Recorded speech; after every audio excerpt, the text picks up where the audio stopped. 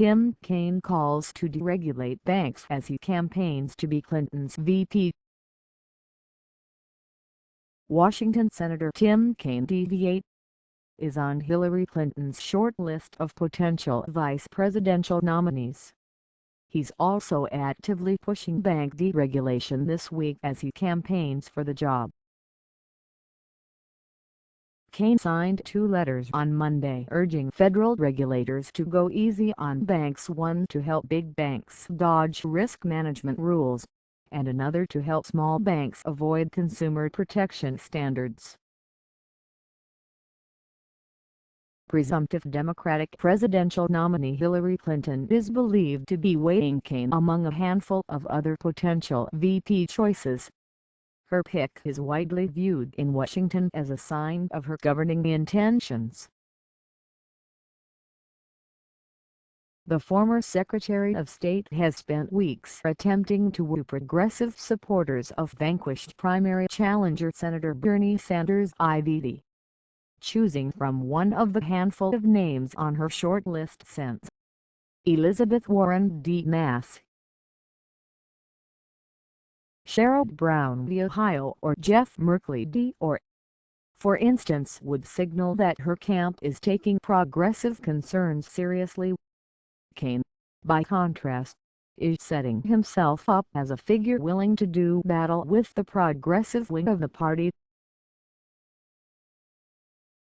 He has championed the Trans-Pacific Partnership trade deal that both Sanders and Warren oppose, and he is now publicly siding with bank deregulation advocates at the height of Clinton's veepstakes.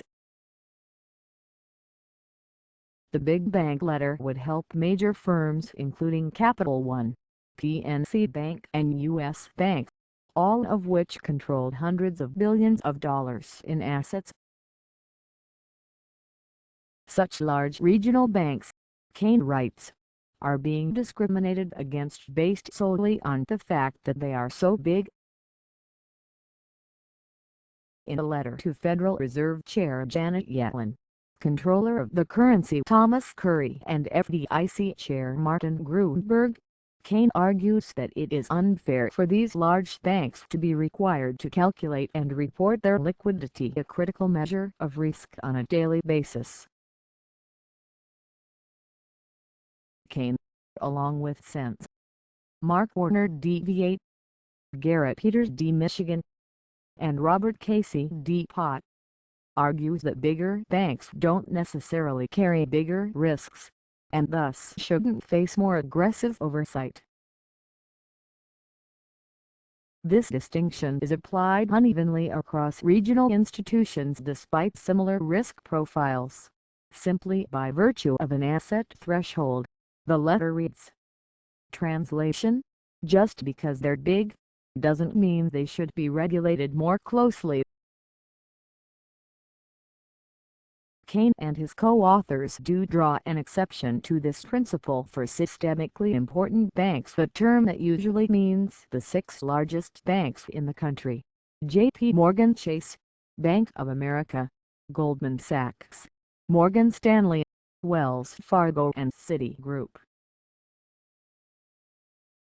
These should be regulated closely. Firms controlling over $400 billion, not so much.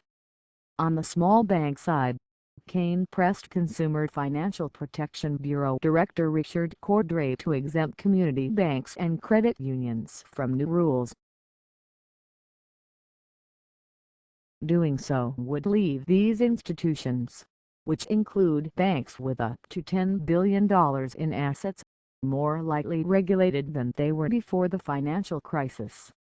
The letter, sent on Monday, was signed by 69 of their senators.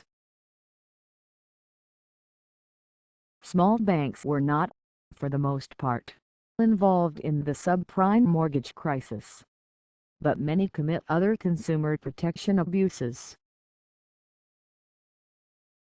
These violations do not spark massive financial downturns, but they can be real problems for the households that get ripped off. As Kaine joins the deregulatory fight, Several other lawmakers are pushing the CFPB in the opposite direction.